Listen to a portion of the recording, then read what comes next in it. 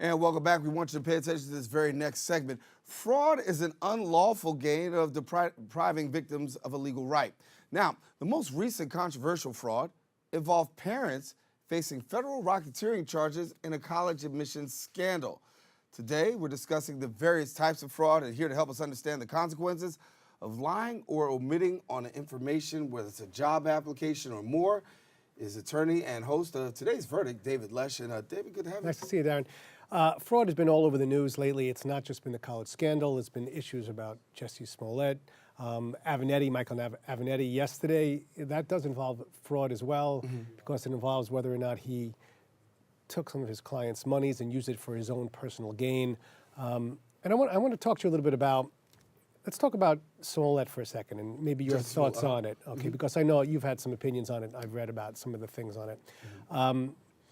You know, interestingly, it looks like charges were dropped, and I think, and tell me if you think I'm wrong here, but I think the charges were probably dropped because his argument was that his communication with the trainers might have been misinterpreted.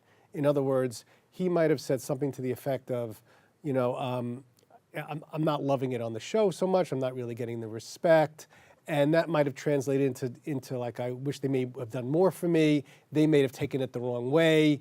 They may have joked about this type of incident occurring, and it actually did occur, and he said, look, it was just a misinterpretation. This wasn't supposed to happen. That's not fraud. You know, that's fraud is an element of fraud is the mens rea, it's the intent. It's how you go into a situation, it's how you think. If you're going in with the intent, you're purposely trying to create a situation that is defrauding either the government or defrauding investors, stockholders, colleges. That's the element you need to prove fraud. If there's a mistake that is made, a miscommunication, well, that's really more negligence. It could be more towards reckless. So I guess, but it's still criminal. It's still criminal. So I guess, well, what do you think in terms of the Jussie Smollett issue? Right. I mean, do you? There are no more charges now. There are no more charges. So the issue is, so do you think there was a mens rea? In other words, there was intent on his part, or do you just think it was just a a mistake? Interestingly enough, I don't know. You know, that's why I said on my Facebook page, you have to know all the facts. Right, first. that's what I read. One of the things that came out was that these young men were training him, right? Yeah. And so they were also paid to do some training with right. him, which I think in your argument mixes up a little bit the whole intent and fraud. So you can't necessarily charge somebody with fraud when you've got that element mixed in, right? Let me give you another example in terms of the mens rea. So I have a buddy of mine. We usually have brunch together. He has the same exact credit card that I have. And we always put it down. We split the bill. Well, sometimes I end up signing his sheet and he ends up signing mine. Just we sign it and we don't even realize it till later on. The charge comes. It's maybe a little bit different or something. And, well, there's no intent. Right. You know, I signed my name on his bill. He signed his name on my bill. Well, that's not fraud. That's really more of a misinterpretation. So the mens rea is really the most important thing, and that it has to do with college scandal.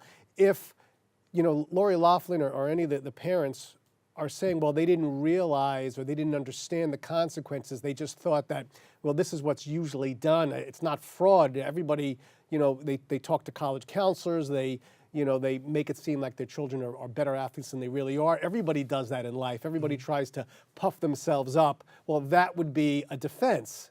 So when we talk about a weak one, but it is a defense. A lot of times people would have thought if Jussie Smollett said, well, you know what, they're training me, and I cut checks for them for personal services, you know, for personal training, they just misinterpreted and they decided to beat me up and make it look that, you know, to give me personal gain. You would say, well, that's a weak one too. But many times these defenses do work. So I guess when we're talking about fraud, the most important thing we have to really talk about, whether it's insurance fraud and you're making believe your injury is worse than it is, credit card fraud and you're using somebody else's credit card and you get caught, identity theft, which goes hand in hand with credit card.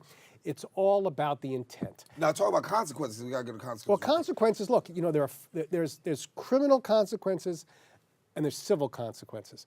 Criminal consequences has nothing to do with you and I. That's brought by the government. That's brought by the district attorneys. That's brought by the attorney general or whomever.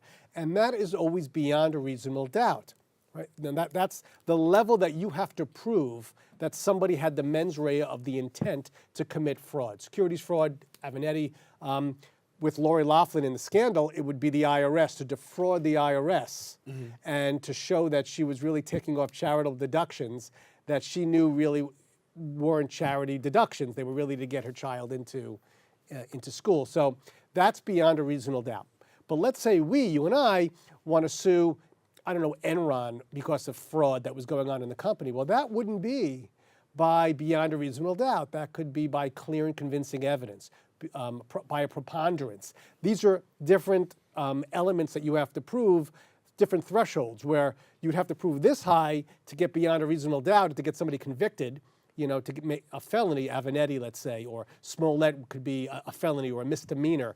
You wouldn't have to do that if you were suing the individual, I don't know, company that took your credit card and gave it out to the world by accident. Let's say it was Target or someone else. That could be by a preponderance. So the penalties would be different. Criminal penalties, depend on what the crime is, but civil, me and you, right, much less. There's so much fraud. There's so much to go into. But the most important thing is it's what you think in terms of how you act will determine whether you're criminally penalized or civilly penalized. All right, well, we have to wrap this one up here, but got to talk about what's going on in Washington. Talk to me about obstruction of justice and bring that back, and we'll talk about that. 100%. And we can get a whole, we could do a whole hour, right? We could. That's why we bring you in. That's right. DL, good to have you, man. Always seeing you, David Lesch. Now, listen, if you got any legal concerns, contact David Lesch at davidlesch@bronxnet.org, or you can always send a tweet at Today's Verdict. Taking a quick break. We've got more open. Stay with us, coming right back in a few.